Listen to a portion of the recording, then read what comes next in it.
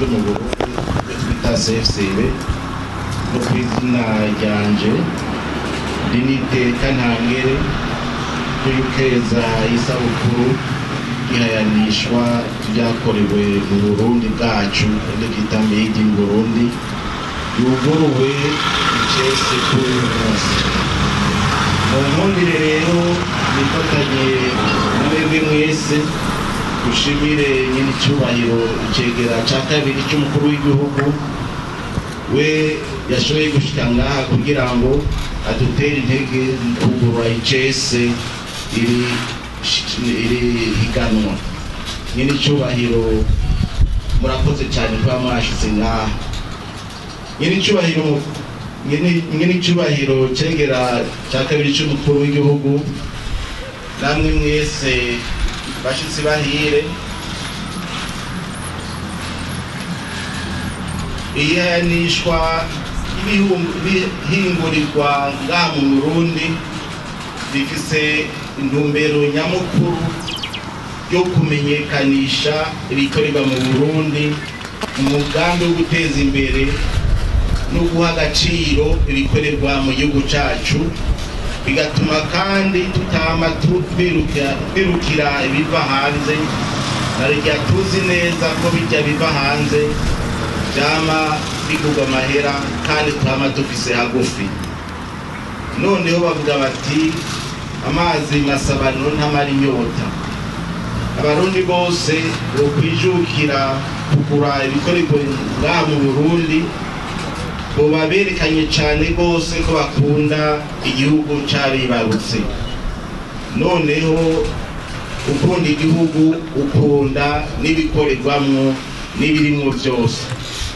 aho usanga abantu birukira injabukamazi kubera agahararo kandi ataco birushije na gatoyi ibikorerwa mu Burundi basanga bidutwara amafaranga menshi ubu rero ntibubuze murazi yuko kera wambaye igitenge ca kotebu bavuga bati ujya umusirimu n'ubu unya ugiye hariya muri architecture hagura igitenge kandi kimeze neza usanga umenga bamufata ko bari umukene ivyo rero bigatuma twinuba ibintu bikorerwa ngaha kandi n'ibihugu byateye imbere byose icambere na mbere bashize imbere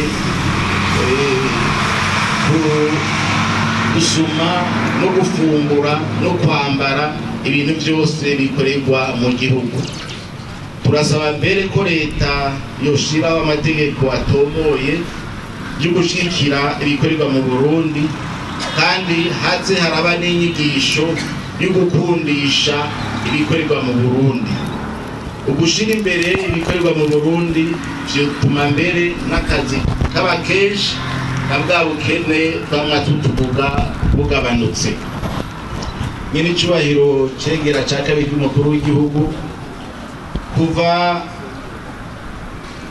twihingurira ibidandazwa gushika mu buguzi inzira ya hagufi ari ibereye nica ku bantu bakeyi ni ukuvuga waguze ikintu ukayishikana ku isoko atabantu ugiye uracako bamwe bita ba intermediaire naco gituma rero twosaba abantu bose bahingura ibintu byabo ko bokoresha ubuhinga buhari twebwe kuri CFCB turafise n'iradiyo dushira imbere kugira ngo abadandaza bose baba wimbuye ibitunguru byinshi mu cankuzo canke ibijumbu canke imyumbati mu kayogoro ushobora kuvugira kuri yo radiyo ukavuga uti biza amatoni 10 hanyuma n'ubikeneye akabimenya tutarinze duca kuri bamwe bita abakomisiyoneri ugasanga rero n'inyungu ibaye nyinshi bitwokubagira kandi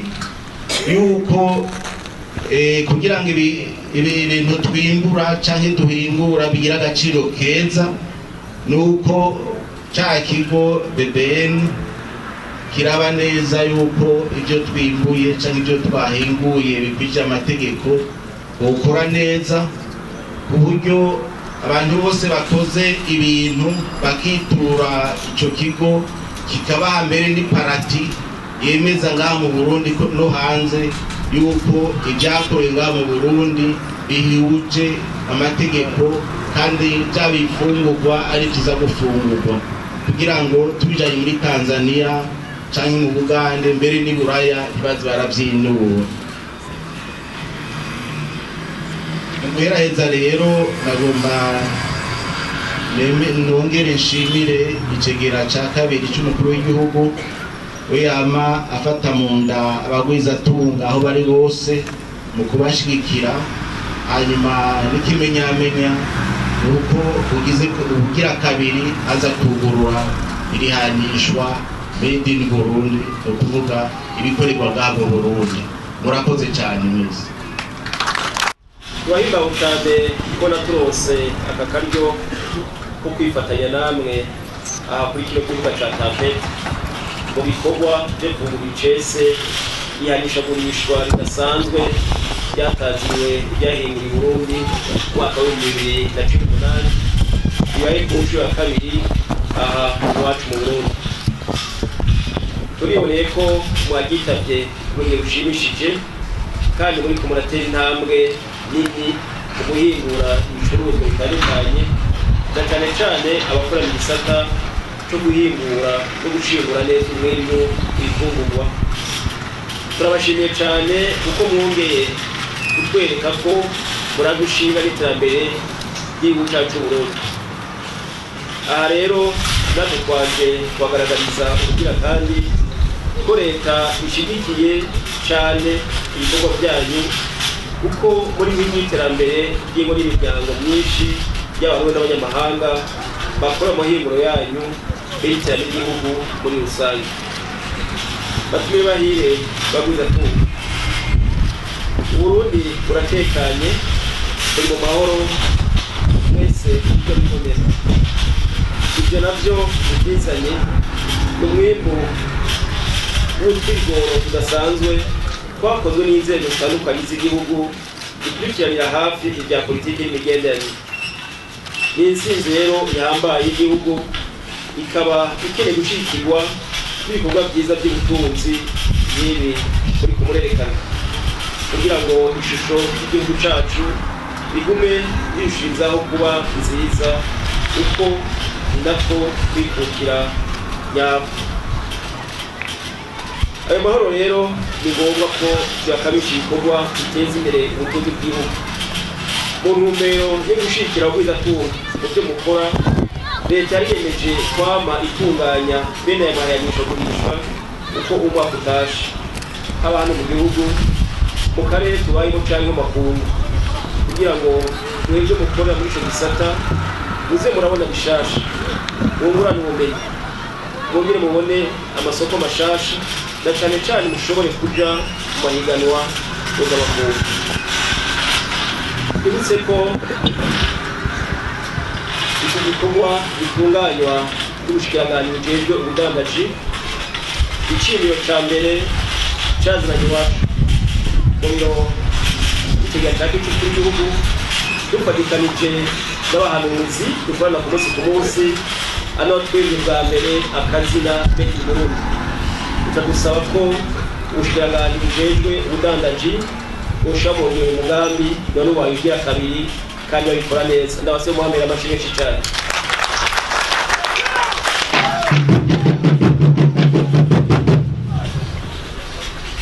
Ni naho ndetse twanafatiye mu kwiyumvira ko ngaha mu Burundi natwe ku mwaka turatunganya imwe twita marché de Noël.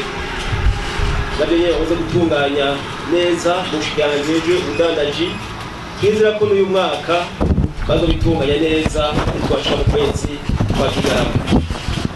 Ihayanishagurishwa kandi rishitse murabizi ata minsi myinshi ihaciye ngaha mu Burundi dukoze kiri igikorwa gisa nk'icyo twise saba z'industrie, nacyo cyagenze neza, ndumva neza gusoma kubera ko cyoco cyatunganijwe urwego rw'ibihugu bigize Afurika yo mu buseruko. Ibyo byose rero bikaba byerekana yuko ubushikiranganji bujejwe ubudandaji buke muri kumaraja ku murongo wifuza ko mukurikira.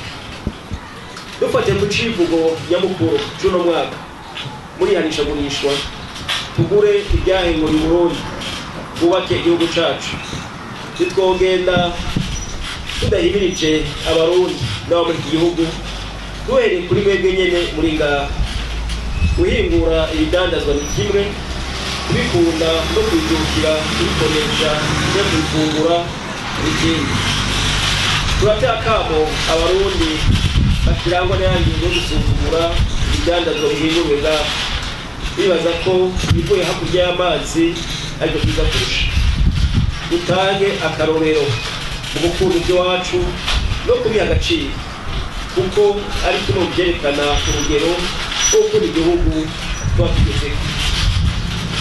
Noneho mwese murabizi ico bene urugo badafunguye itera amakenga umushitsi twokwitega ko ibicuruzwa byacu bizokundwa n'abavuye hanze tutabanje kuyikunda twebwe nyene.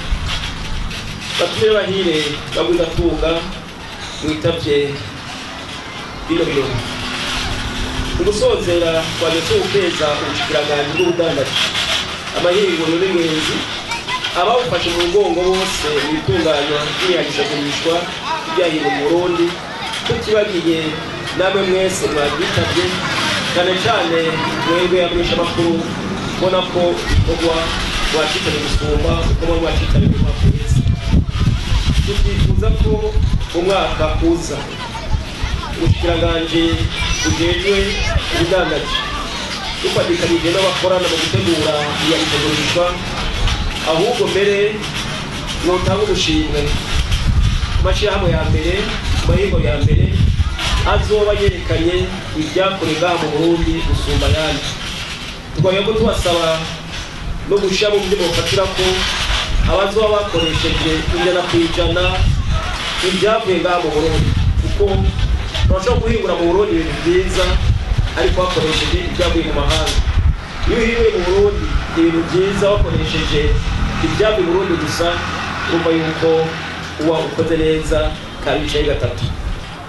Twifurije rero gukora ibirami mutere imbere nk'umuzinga Uburundi mu buhindura isoko ry'ibihugu bibanye n'amakungu turushirizeho guhurumbirwa n'abanyamitahe hagati mu gihugu n'abanyamahanga hanyuma abahora bifatira mu gahanga batangara gushikaho bahindura imvugo bagire bati ratwa Burundi urabikwiye.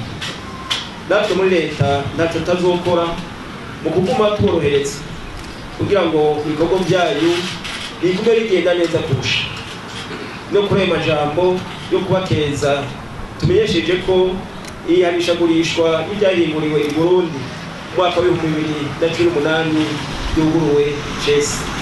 Turakoze Imana igira byose yaheze.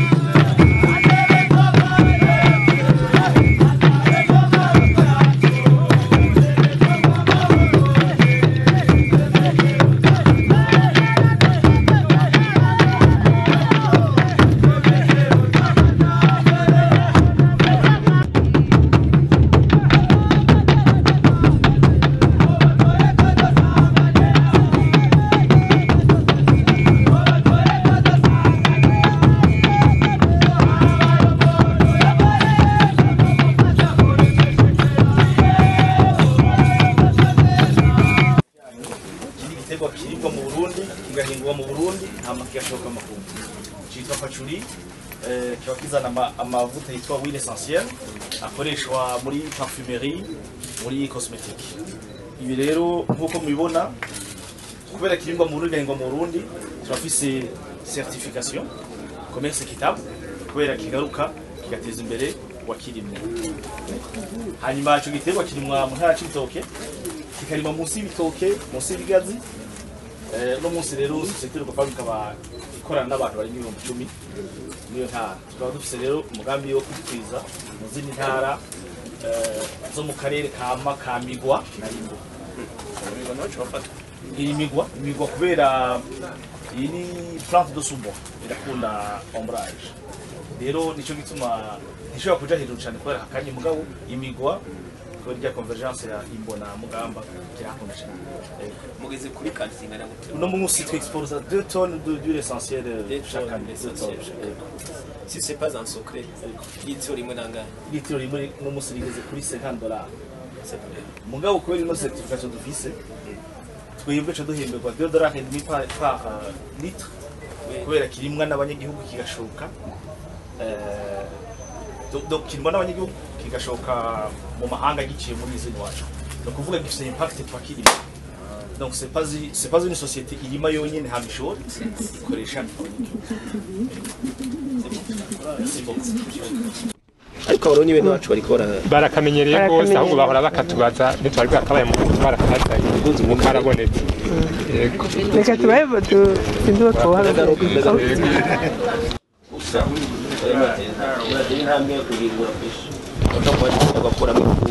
ukabika amacupa ukamarina ugasala kandi muca muronka isoko nini ivyo biri mu ntumbero zayo courage mushishikare etiquette teri ntantu apa zoza rwafasha la société yacu igira transformation agroalimentaire. Depuis 2015 nous produisons du piment produit ici concentré de tomate. Ego baje bose n'abanyanyi ba capade gusa baje bazanya ama produits non transformés et non la partie transformée baje n'abanyanyi dufasha ibyo bimbuye cyo tubihingwa cyo tugira société coopérative baje barimbura mwe mugahingura tugahingura mugo twese turi dans une même famille, c'est la capade ils sont aussi copropriétaires de la société. Donc turafise ama farine y'ibigori, farine y'imyumbati, tukagira umuceri dufise qualité zibiri, twafise umuceri mwiza nk'ujya mu Tanzania bahingurira muri Est vers le Boso umota kujya nyene ko kujya wa Tanzania, tukagira n'umuceri qualité standard uhingurirwa ngaha muri plaine. Hama tukagira ni pilipili twavuga tufise na tomate ipilipili turamaze kuyikora tuko turahingura ni tomate. Hama bientôt on lance une industrie omoso pour les produits liquides de banane kubera ibyo bitoke bishasha batanga vya fiya biragora abanyagihugu kugana ngo bakuremwo umutobe icyo kibazo ikora SNK yaradufasha ikibazo turaciga tora komanze rero unité de transformation bira tukuremwo des jus dushobora kugira kumara nka inane. Iyo muceri wose n'urimo mu Burundi. Umuceri wose urimo mu Burundi so nagira condition twebwe ni Burundi twebwe n'amakoperative yacu priorité kugurira hama tukagura n'abandi barimyi tugahingura. Aho gapipi murashora hanze? Agapipiro oya tugashora ngaha gushika uno munsi tushashira kuronka certification yo hanze. Oya banze mu kwini soko yo mu Burundi. Yego de Burundi d'abord. Cyangwa wawe. Twashimira ko n'amapave ni produit nshasha mu n'amapave umva twahora twagiye buratubona yuko abandi bakoresha amapave ya Argile no muri Afrique du Sud turavuga iti no kuki na cyane yuko ibyo dukoresha kugira ibyo bishoboke bifise ngaha ijana kwijana kandi ibyo mu Burundi imwe mvuze mu kandi imwe mvuze mu Burundi matière première 100% ijana kwijana iri ngaha kandi turabikora ijana kwijana tugakora amapave tugakora mu mare y'amajardin mu maparking no ku matrottoir igihe abantu bokuguruka amaso bakabona yuko dukoresha ibintu twikora ngaha n'amaboko y'iwacu duteza imbere igihugu. Donc ni 100% Argile yo ngaha nta kintu kimwe cyo mu mahanga kija mu kwera dukora ico kintu nta na kintu nkiri twir ni ijana kwijana ryo ngaha ushatse nayo ushama korora ugahindura ibara gatoya ushatse ubishira ku mugabo igituma tuvuga yuko atana kamaro iyi kurera ubona gutya iri tafarisi uku n'imbere ni korisa bisigure yuko atana rimwe izigera gidekorora n'umunsi n'umwe nico kimwe niyo urumva rero tukavuga nkaka nanga ako onye tugurisha par metre carré metre carré ni 18000 par metre ego hani igiciro ciza ko kwiyumvira yuko ukoresha ivyo abantu twihingure byo tuma abantu turonka akazi ndetse n'amahera agaciro kwa rakonona mu kwengura ibintu dukoresha mu mazu iri ku mafaranga amajana 3 izi dimension ego izi dimension rero iyo umukiriya atakibazo ego turafise ibikoresho byose bikenerwa epura la tuire nyakoha ikoha cegera cyakwe cy'umukuru w'igihugu iki kintu ni ikintu kwikora twebwe abarundi mu maboko y'iwacu biradutangaza kubona rero amazu meza abazungu barayubaka aho borudera kitanganyika bakajyamwo bakanezerwa mugo twebwe abarundi bene wacu mubwiye gukoresha twire umengo muri kuramusubiza inyuma kandi ari ibintu twikorera bikazana habita nziza bigatuma Burundi aba mu nzu ifise fraîcheur naturelle umuntu atari bwashiramo climatiseur.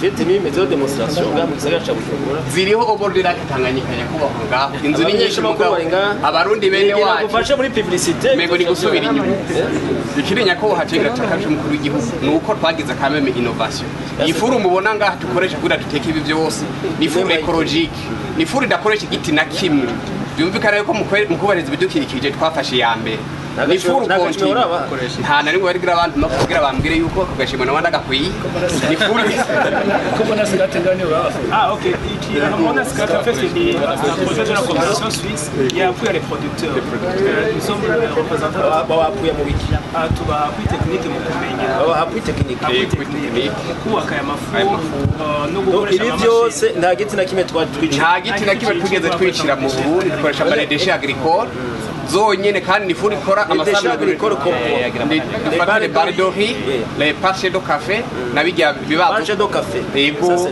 nabijya bibazo go mu mabaziro bata ubundi twabwiza kuja kudurira tukonona ibyo nkoresha kugira ifuru yanje ikore amasaha 28 ku 20 dufise nkorera ku mutimbuzi kuri 13e transversal mugabo ego ni nkora ni mfise uruganda nzonezerwa mu ntetekanya ko ashega shaka igihugu. Elle est branchée au moteur. On allume la moto, ça puise l'eau et ça enlève. Donc vous avez un tuyau qui aspire et un autre qui renvoie. Et qui renvoie. Donc celui qui renvoie peut renvoyer ailleurs. Il peut envoyer. Voilà. Ça. Avec la c'est quelle marque de moto? Livan.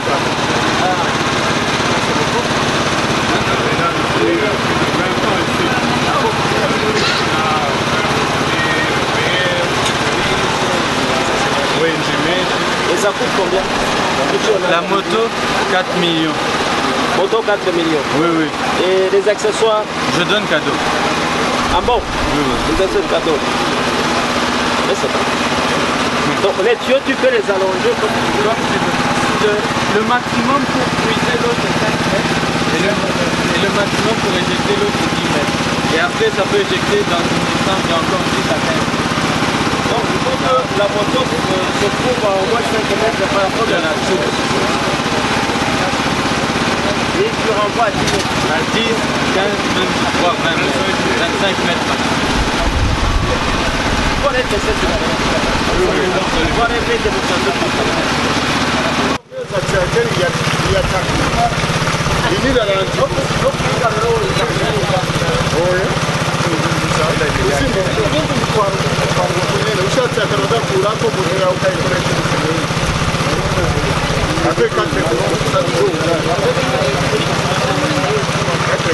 Ego mwaje hano muri foire guhayanishwa ibidandazwa.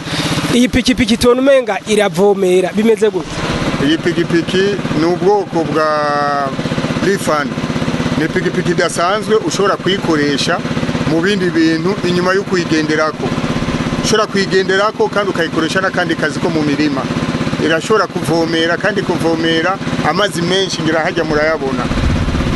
Iyi inyuma yo kuyigenderako urashobora kuyambika ipombe, umaze kuyambika ipombe ukayijana ku murima ukavomera amazi yoba ari nko kumwonga ukayaduza ku musozi. Dufate ndi ku murima, uruzi ruri hagufi y'umurima, muruzi nshirayo iki kugira ngo amazi yaze? Muruzi ushirayo umupira wonyene usanzwe ukwega amazi ugaca watse pikipiki yawe.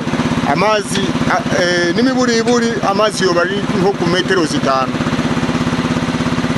Ariko metero 5 rero ariko umupira usohora amazi urashobora gushika nko ku metero 30. Wamaze kugera nk'imigende y'amazi hoho yoshika menshi yoshika kure uyakura kuri 5 metre metero 5 ukaca yaduza ku metero 30 wagize nk'imigende y'amazi hoho aca bandanya kujya ku mwonga.